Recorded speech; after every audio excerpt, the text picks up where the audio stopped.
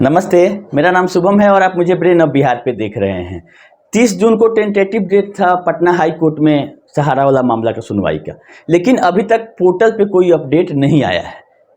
हमको उम्मीद था कि 30 जून यानी कल सुनवाई होनी चाहिए थी, लेकिन अभी तक कोई नया अपडेट इस केस में पोर्टल पे नहीं दिखाई दे रहा है। जैसे आएगा हम आप लोगों को बताएंगे। 2 जुलाई मंथ शुरू हो गया है। इसी महीना में माननीय सुप्रीम कोर्ट आपका फिर से छुट्टी के बाद 14 जुलाई से खुलेगा, तो सहारा सेबी में या पोर्टल से रिलेटेड जो भी सुनवाई का अपडेट होगा इस महीना में आने की उम्मीद है। और एक कल न्यूज आया है कि 30 जून को माननीय अमित शाह ने मंथन किया है, एक बैठक किया है पूरे देश के सभी राज्यों और केंद्र शासित प्रदेशों के साथ। तो क्या उसमें सहारा का भी मुद्दा कोई राज्य उठाया है कि ये भी एक प्रॉब्लम है? मंथन का मतलब होता है कि क्या क्या कमी बेसी है और क्या नया करना है, इसलिए बैठक हुआ है। इसका मीडिया कवरेज भी बहुत अच्छा से हुआ था और कल 9:30 बजे से ही दिल्ली में ये बैठक हुई है। तो उम्मीद है कि कहीं ना कहीं कुछ सहारा के जमाकर्ताओं के लिए भी कुछ निर्णय लिया गया होगा। इसका रिपोर्ट आएगा तो हम आप लोगों को बताएंगे। एक और भी मीडिया में वायरल हो रहा है कि सहारा का जो पेमेंट है वो ब्रांच से या पोर्टल से, अब किसका स्क्रीनशॉट है हमको नहीं पता है, स्क्रीनशॉट सोशल मीडिया पे वायरल है कि लीगल इशू चल रहा है इस सोसाइटी के साथ, इसलिए पेमेंट नहीं हो रहा है। तो लीगल इशू चलना ही है, क्योंकि जिस तरह से नियम कानून की धज्जियां उड़ाई है सहारा के सोसाइटियां, तो कहीं ना कहीं अपना कार्रवाई होते हुए अटैचमेंट तक जाता है, अकाउंट फ्रीज होता है, बहुत सारा चीज़ होता है। जैसे आप लोग देखे होंगे कि कपूरथला कॉम्प्लेक्स का रेरा के द्वारा 20 करोड़ की देनदारी में ऑफिस को सील किया गया था, और उसमें आप लोग अच्छे से पढ़िएगा, रिकवरी सर्टिफिकेट आरसी जिसको बोलते हैं वो इशू हुआ था। वो अंतिम प्रक्रिया है। रिकवरी सर्टिफिकेट केस उस चल जाता है, सब कुछ नहीं करने के बाद डीएम को आदेश दिया जाता है कि आप रिकवरी करिए जहां इसका कार्यालय है वहां से इतना पैसा, तब जाके कहीं ना कहीं अटैचमेंट ऑफिस सील किया जाता है। तो इसमें उनको बोला गया था कि 1 महीना या 2 महीना का टाइम लेते हुए कि हमने 20 करोड़ रुपया का डिमांड था रेरा का, हम जमा कर देंगे तो मेरा फिर से खोल दीजिए। ये कोई जमाकर्ताओं का नहीं था। रेरा जो फ्लैट के लिए बुकिंग किए हैं सहारा में, वो लोग का केस रेरा में होता है, रियल एस्टेट रेगुलेटरी अथॉरिटी के पास कंप्लेन होता है, और उसमें सुनवाई होने के बाद पैसा रिफंड नहीं होता है या फ्लैट नहीं मिलता है, तब जाके डीएम को कहीं ना कहीं रिकवरी सर्टिफिकेट इशू किया जाता है कि आप इतने की देनदारी इनसे रिकवर करके लोगों का पैसा दिलवाइए। ये फ्लैटियर का मामला है। तो सहारा जहां जहां हाथ डाली है वहां वहां अपना करामात दिखाया है। सही से एक कंपनी इसका नहीं चल रहा है।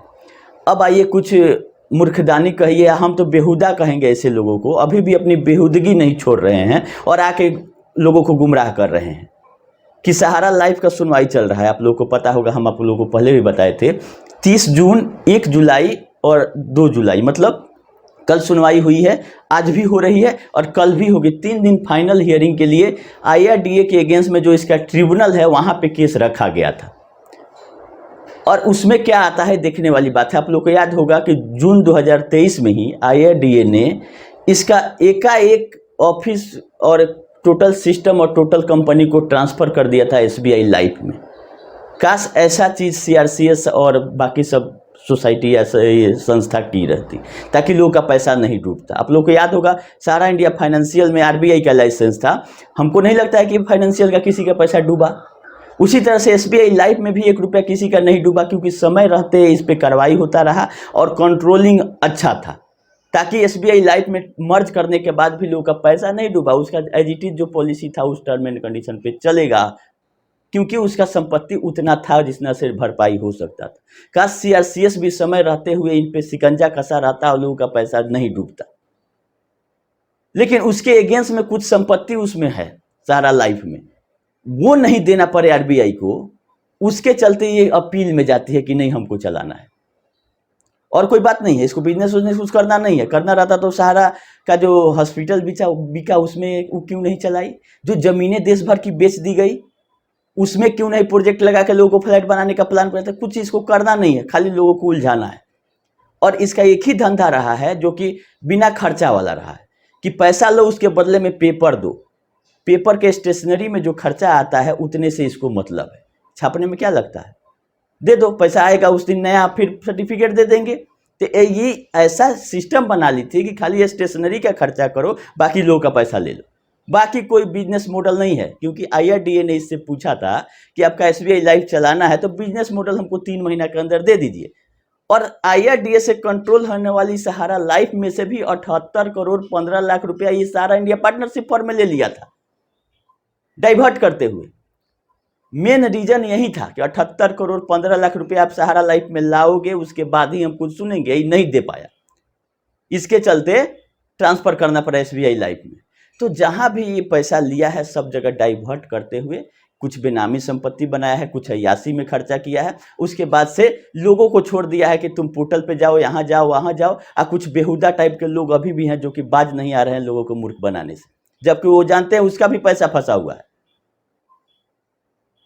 लेकिन अपना वाहवाही लेने के लिए कि हम इतने लोग के खिलाफ में हम अकेले बोल रहे हैं, अरे मूर्ख, तुम बोल नहीं रहे हो, लोग के साथ मजाक कर रहे हो, खिलवाड़ कर रहे हो, लोग जो परेशान हैं उनके साथ। हम लोग से ज़्यादा पता है उसको कि सहारा ने फ्रॉड किया है इसके साथ भी, लेकिन केवल और केवल गुमराह करने के लिए, अपने आप को बड़ा साबित करने के लिए रोज आके एक तो टाई बेल्ट लगाता है या एक सिंपल ऐसे आके बोलता है। और लोग इसका वीडियो देखते हैं, कहीं ना कहीं कुछ आ जाए, लोग को तो रोजगार चाहिए कि सहारा चलेगा, तो रोजगार चलाने वाला भाग गया, ये सब क्या चलाएगा? ये सब को तो एंट्री नहीं होगा सहारा शहर में। जो फैक्ट है वो चीज जानिए कि सहारा ने बहुत बड़ा गड़बड़ी करते हुए लोगों को फंसा दिया है, और इसका श्रेय टोटल जा रहा है आपका CRCS को, जो कि लास्ट में IRDA RBI से भी सबसे बचते हुए CRCS के मत्थे मर दिया कि CRCS में ऐसा सिस्टम है कि इसको जांच करते चलते 10 साल लगेगा, तब तक हम अपना काम कर चुके रहेंगे, और उसमें सफलता भी इसको मिल गई। जाइए अब लीगल में जो आपके बॉन्ड में लिखा हुआ उस हिसाब से कार्रवाई होगा। मीडिएशन हुआ, मीडिएशन क्यों हुआ? अच्छा, अभी क्यों सहारा से भी में सुनवाई नहीं हो रहा है? क्योंकि कमजोर नस पकड़ लिया था माननीय सुप्रीम कोर्ट में। 6 महीना गुमराह करने के बाद कोर्ट को ये फिर लास्ट में वहीं पहुंच गया कि बरसोबा लैंड का हम जांच करेंगे, और 2 रियल एस्टेट एजेंट को अलॉट किया गया था कि आप इस पर रिपोर्ट दीजिए कि मैक्सिमम कितना पैसा यहाँ से आ सकता है, क्या क्या डिस्प्यूट है, सब जगह क्लियर करें। तब देखा कि तो एकदम एक्सपोज हो जाएंगे हम, तो नया हथकंडा अपना लिया कि हम मीडिएशन करेंगे, ये करेंगे वो, ताकि अभी बरसोबा पे अगला भी केस हो तो बरसोबा का हम डील लेके वहां जा सके, नया सिरे से सुनवाई होगा। जब इसको सुनवाई हुआ तो उसमें लिखा हुआ कि 8,000 करोड़ का कोई ज्वाइंट डेवलपमेंट करने का इसको ऑफर था। कहाँ गया? 6 महीना से ज़्यादा हो गया सुनवाई का, 12 फरवरी को ही सुनवाई हुआ था। वो 8,000 करोड़ क्यों नहीं आ रहा है? क्यों नहीं ब्रांच खोल के आप पेमेंट कर रहे हो? तो सीधा साधा जानिए कि ये सब कहीं कुछ होने नहीं जा रहा है। ब्रांच खोलना बंद करना कहीं कोई नहीं है कि सरकार ब्रांच बंद कराया है और जो लोग आंदोलनकारी हैं वो बंद कराए हैं, कहीं कोई नहीं रोका हुआ है। ये तो खुद लिख के दे रहा है कि जो सहारा इंडिया पार्टनरशिप फॉर्म के थ्रू ही सारा ब्रांच ऑपरेट था, वो डिजॉल्व हो गई है सुब्रत राय के मरने के बाद। तो लीगल एंटिटी बचा क्या? कौन ब्रांच को देखेगा? सोसाइटियों का कितना ब्रांच है? कहीं लिख के दिया है क्या कि हमारा ब्रांच यहाँ है? कहीं नहीं। सब इधर उधर लोगों को गुमराह करने वाला सिस्टम ही इसका रहा है। चलिए, जो हो गया सो हो गया। अब हम लोगों को देखना है कि सुनवाई में क्या होता है। अगला आइए हम अपना जो 14 तारीख को खुलेगा उसमें फाइल हो जाएगा, तैयारी पूरी हो गई है। जो हम लोग का प्रेयर है कि सबसे पहले पैसा दिलाया जाए, और सहारा सेवी में जो पैसा पड़ा हुआ है वो सहारा को कहीं नहीं मिल जाए, उसको भी कस्टमर तक चाहे पोर्टल से चाहे दूसरी व्यवस्था बना के मिलने का प्रेयर रहेगा, और कुछ नहीं। जो प्रावधान होगा इस पे कार्रवाई क्या चाहिए, इसको सजा का वो सिस्टम का काम है। हम लोगों को अपना पैसा मांगना है कि हम लोग का पैसा जितना हो सके सरकार जल्द से जल्द दिलवाने का प्रयास करे। बाद बाकी कार्रवाई जिसको करना है, पुलिस को करना है, ईडी को करना है, ईओडब्ल्यू को, वो अपना कर रहा है, करेगा। बाकी इसमें और कुछ नहीं होने जा रहा है। देश के सिस्टम का भरपूर फायदा उठाया है सहारा ने। समझ गया था कि लोगों को पकड़ते पकड़ते 10-20 साल लगेगा, तब तक हम निकल जाएंगे। अब तो सहारा से 20 का एग्जाम्पल है केस का, उसी के बहाने खींच दिया 10 साल। जबकि सितंबर वाले सुनवाई में बोला गया था कि कोई एम्बार्गो नहीं है, तुम पैसा मांगने आओ हमसे। सहारा को भी बोला गया था कि सैलरी अगर बाकी है तो हिसाब लेके आओ, हम देते हैं, तुम दे देना। लेकिन नहीं गया मांगने, क्योंकि इसको जानता है कि पैसा लेके आएंगे उसका हिसाब देना पड़ेगा। वहाँ पैसा तो निकाल लेंगे आप सहारा सेवी से, लेकिन उसको किसको किसको दिए ये बताना पड़ेगा। इसको तो देना नहीं है किसी को, चाहे स्टाफ हो चाहे कोई हो। इसको तो रफू चक्कर होना है पैसा लेके। तो फिर नया हथकंडा क्या अपनाया है मीडिएशन में, जिससे कि इसका पैसा रिलीज होकर इसको मिल जाए, ये देखने वाली बात है सुनवाई में। चलिए, बहुत दिन हो गया था तो हम सोचे थे कि आप लोगों को पटना वाला हाई कोर्ट के सुनवाई के आदेश के बाद बताएंगे, लेकिन अभी कुछ उसमें अपडेट आ नहीं रहा है। 30 जून को कैरी फॉरवर्ड करके रखा गया था, लेकिन 30 जून को अभी तक ऑर्डर कुछ नहीं आया कि क्या सुनवाई हुआ नहीं हुआ। जैसा कुछ अपडेट होगा हम आप लोगों को बताते रहेंगे।